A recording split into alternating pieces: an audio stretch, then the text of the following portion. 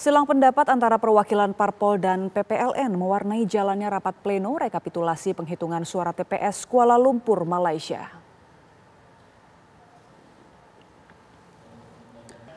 Keributan terjadi saat rapat pleno rekapitulasi penghitungan surat suara. Perwakilan Parpol, KPPS LN dan PPLN silang pendapat terkait teknis rekapitulasi penghitungan surat suara.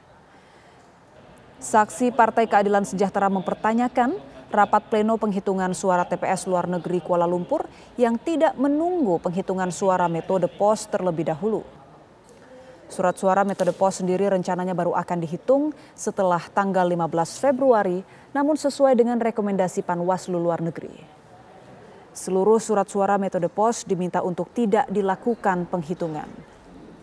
Setelah melakukan dengar pendapat dengan perwakilan Parpol, rapat pleno disepakati untuk tetap dilanjutkan meski tidak diselesaikan di hari yang sama.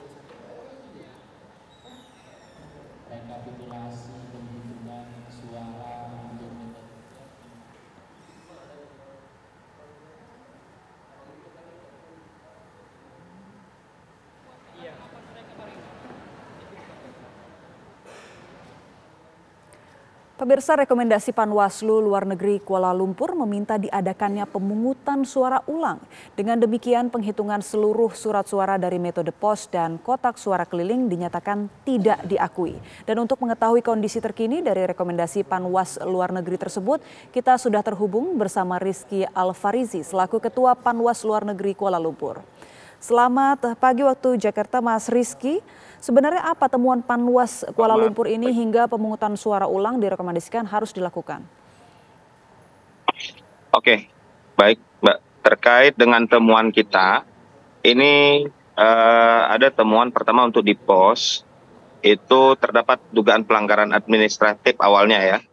Dugaan pelanggaran administratif ini ada pada replacement data alamat daripada penerima untuk metode pos, lalu kemudian adanya juga pengembalian surat suara yang belum tercoblos karena pada alamat yang sudah sampai itu tidak ditemui adanya warga negara Indonesia atau pemilih di tempat tersebut.